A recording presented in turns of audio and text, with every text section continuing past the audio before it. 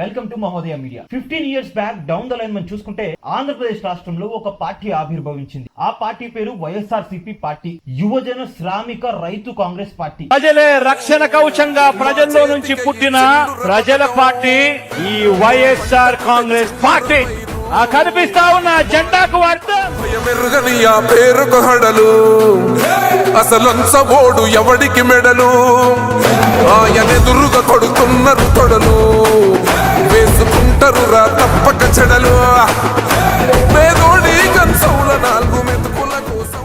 Party స్థాపించి 15 ఏళ్ళైంది. అప్పటి నుంచి ఇప్పటి వరకు చూసుకుంటే fan base, the most fan base ఉన్నటువంటి ఏకైక పార్టీ ఏదైనా ఉంది అంటే రాష్ట్రంలో అది అన్డౌటెడ్లీ వైఎస్ఆర్సీపీ పార్టీ అని చెప్పుకోవచ్చు. మరి ఈ 15 ఏళ్ల కాలంలో ఈ పార్టీ యొక్క ప్రస్థానం ఎలా సాగింది? ఇద్దరితో మొదలైనటువంటి ఈ పార్టీ ప్రతిపక్ష హోదాని తీసుకుని ఒక 5 ఏళ్లు రాజకీయం చేసింది. దాని తర్వాత 151 సీట్ల మెజార్టీతో ఇప్పటి వరకు రాష్ట్రంలో ఎవరు కనీవిని ఎరగనటువంటి రీతిలో అధికారంలోకి రావడం జరిగింది. దాని తర్వాత 2024 ఎన్నికల్లో కూటమి ప్రభుత్వం 164 సీట్లు కొట్టేసి వీళ్ళని 11 సీట్లకే పరిమితం చేసింది. మరి 11 సీట్లకి మాత్రమే పరిమితం చేసిన తర్వాత ఈ వైఎస్ఆర్ కాంగ్రెస్ పార్టీ వాళ్ళు ప్రజల్లోకి వస్తారా, వచ్చి మళ్ళీ పూర్వ వైభవాన్ని సొంతం చేసుకుంటారా అని చాలా క్వశ్చన్స్ ఉన్నాయి. అయితే ఈ నేపథ్యంలో 11 సీట్ల పరిమితమైనటువంటి YSR Congress party fees reimbursement బకాయిలకు సంబంధించి అట్ ద సేమ్ టైం విద్యార్థులకు ఇస్తానన్నటువంటి నిరుద్యోగ భృతి గురించి, ఉద్యోగ కల్పన గురించి నినదిస్తూ యువత పోరు అని చెప్పి ఒక ప్రోగ్రామ్ ని, వినూత్న కాన్సెప్ట్ ని తీసుకుని ప్రజల్లోకి వెళ్ళింది. మరి ఈ కాన్సెప్ట్ ప్రజల్లోకి చేరిందా లేదా, ఈ కాన్సెప్ట్ హిట్ అయిందా, ఫెయిల్ అయిందా అన్నది ఇవాల్టి వీడియోని చివరి వరకు చూడండి. చాలా ఇంట్రెస్టింగ్ గా ఉంటుంది అండ్ ఇన్ఫర్మేటివ్ గా కూడా ఉంటుంది. వైఎస్ఆర్ కాంగ్రెస్ పార్టీ ఏదైతే ఉందో దీన్ని జస్ట్ 11 సీట్ల పార్టీగా మాత్రమే చూస్తే డెఫినెట్ గా రానున్న రోజుల్లో దానికి తగిన మూల్యం చెల్లించక తప్పదు ఎవరైనా. ఎందుకంటే మనకి పాత నానుడు ఒకటి ఉంది, ఒక సామెత ఒకటి ఉండేది, మన తెలుగు వాళ్ళకు కూడా బాగా పరిచితం ఉన్నటువంటి ఒక సామెత ఇది. ఓడలు బండ్లు అవుతాయి, బండ్లు ఓడలు అవుతాయి. ఇదే అప్లై అవుతుంది ఇక్కడ. కూటమి ప్రభుత్వం దీన్ని చాలా సీరియస్ గా తీసుకోకుండా దీన్ని పక్కన పెట్టే ప్రయత్నం చేస్తుంది. కానీ వైఎస్ఆర్సీపీ పార్టీ నిన్న తీసుకున్నటువంటి యువత పోరు హ్యూజ్ సక్సెస్ అని చెప్పుకోవచ్చు. ప్రజలు యాక్టివ్ గా వచ్చారు. అంటే ఇక్కడ పేరెంట్స్, స్టూడెంట్స్ వస్తారని చెప్పి అన్నారు. వీళ్ళలో ఎంతమంది వచ్చారన్నది మీకే అర్థమవుతుంది నిన్న జరిగినటువంటి వీడియోస్ చూస్తే. ప్రధానంగా మనం చూసుకుంటే కనుక నిన్న ఆ యువత పోరులో ఎక్కువగా పార్టీ శ్రేణులు మాత్రమే కనిపించారు. అక్కడక్కడ విద్యార్థులు, అరాకొరగా పేరెంట్స్ అయితే కనిపించారు. అయితే నిన్న జరిగినటువంటి ఈ యువత పోరు అయితే హ్యూజ్ సక్సెస్ అని చెప్పుకోవచ్చు. దానికి కావాల్సిన కొన్ని క్లిప్పింగ్స్ ఇక్కడ ప్లే చేస్తాను. Play the clipping.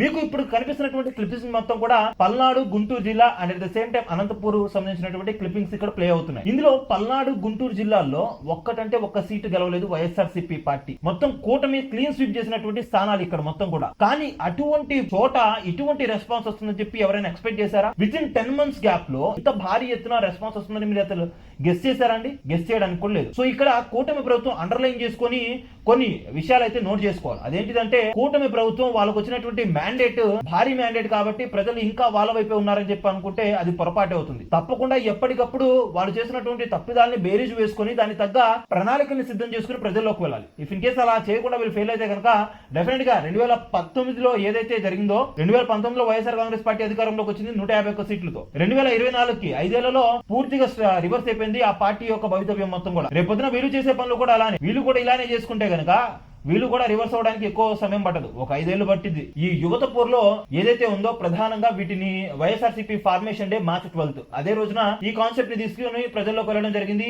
భారీ రెస్పాన్స్ వచ్చింది. అట్ ద సేమ్ టైం నేను శాసన మండలి సమావేశాల్లో కూడా నారా లోకేష్ గారు ఏం చెప్పారంటే డెఫినెట్ గా రిలీజ్ చేస్తాము అని చెప్పి ఆయన కూడా చెప్పడం జరిగింది. కాకపోతే విడతల వారీగా రిలీజ్ చేస్తామని చెప్పి చెప్పడం జరిగింది. ఇంకో విషయం మనం అర్థం చేసుకోవాల్సింది ఏంటంటే వైఎస్ఆర్సీపీ పార్టీ వాళ్ళు నిన్న అక్కడక్కడ చేసినటువంటి ఈ ర్యాలీస్ లో, అక్కడక్కడ జరిగినటువంటి ఈ ప్రొటెస్టుల్లో కొంతమంది స్టూడెంట్స్ కూడా పాల్గొనడం జరిగింది. మరి ఈ స్టూడెంట్స్ వచ్చింది ఎందుకు? ఫీజు రియంబర్స్మెంట్ బకాయిలు సకాలంలో చెల్లించమని చెప్పి వాళ్ళైతే కోరుకోవడానికి వాళ్ళ ఎంతుగా ఈ పార్టీ వస్తుంది కాబట్టి వాళ్ళ ఫేవర్ గా వీళ్ళైతే రావడం జరిగింది. మరి అలా ఫేవర్ గా వచ్చినటువంటి ఈ విద్యార్థుల చేత ఆ పార్టీ జెండాలు, ఆ పార్టీ స్లోగన్స్ చెప్తున్నారు. ఇది ఎంతవరకు కరెక్ట్? ఆ విద్యార్థులు వచ్చింది ఎందుకు? వాళ్ళ బెనిఫిట్ కోసం వాళ్ళు వచ్చారు. అటువంటి వాళ్ళకి మీ పార్టీ జెండాలు మోపించి, మీ పార్టీ మాస్కులు వేయించి, మీ పార్టీ కండవాలు కప్పి, మీ పార్టీ స్లోగన్స్ జై జగన్ అని చెప్పి స్లోగన్స్ తీపడం ఎంతవరకు కరెక్ట్? అంటే మీరు విద్యార్థులను కూడా పొలిటికల్ గా ఇక్కడ యూజ్ చేద్దాం అనుకుంటున్నారా? మీరు గతంలో చేసింది కూడా అదే తప్పిదాం. విద్యార్థులు కావచ్చు, లేకపోతే స్కూల్ స్కూల్ పిల్లల్ని కావచ్చు వీళ్ళందరూ కూడా పొలిటికల్ గా చూసుకున్నారు. పొలిటికల్ గా యూజ్ చేసుకుంటే ఎండ్ ఆఫ్ ద డే మీకే నష్టం జరుగుతుంది.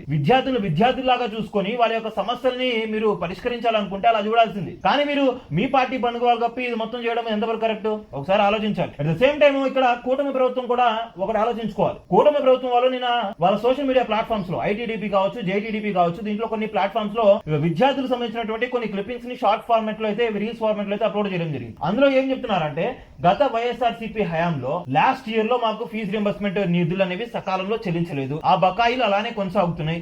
ఈ ప్రభుత్వం వచ్చింది, ఈ ప్రభుత్వం చెల్లిస్తానని చెప్పి అంటుంది కదా, మరి చెల్లిస్తానని చెప్పి అన్నప్పుడు ఇది ప్రొటెస్ట్ ఎందుకని చెప్పి వాళ్ళ చేత కొన్ని వీడియోలు ప్లే చేయడం జరిగింది. ఆ వీడియోలు కూడా ఇక్కడ ప్లే చేస్తాం చూడండి.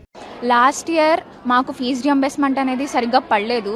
దానివల్ల మేము మా పేరెంట్స్ అనేది చాలా ఇబ్బందులు ఫేస్ చేశాము. కానీ ఎప్పుడైతే కరెంట్ గవర్నమెంట్ వచ్చిందో లాస్ట్ ఇయర్ పెండింగ్ ఫీజెస్ అను ప్లస్ ప్రెజెంట్ కరెక్ట్ టైంకి వేస్తుంది.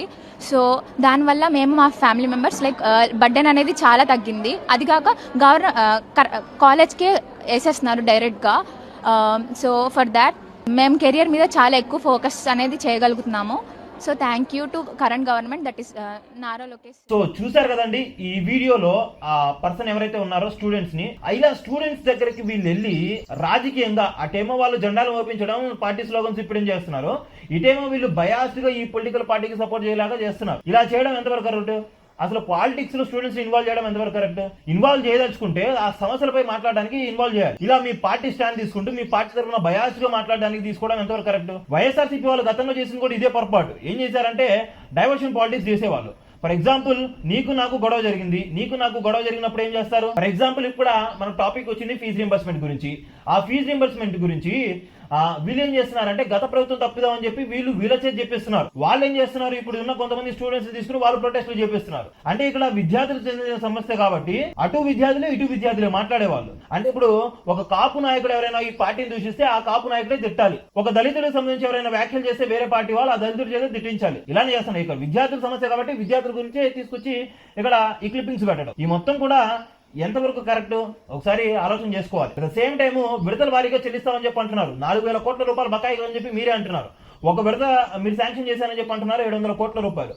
ఆ లెక్కన 4,000 కోట్ల రూపాయలు మీరు విడుదల చేయాలంటే ఎన్నాళ్ళు పడుతుంది? ఒక విడత చేయడానికి మీకు 10 నెలలు పట్టింది. ఇప్పుడు 4,000 crore రూపీస్ ఒక్కొక్కసారికి 700 crores వేసుకుంటే 7,5 35 5 దఫాలుగా మీరు విడుదల చేయాలి. అప్పుడు కూడా పూర్తిగా స్థాయిలో అయితే చెల్లుబాటు అయితే కాదు ఆ నిధులు మొత్తం కూడా. ఆ లెక్కన 6 సార్లు మీరు చెల్లించాల్సి వస్తుంది.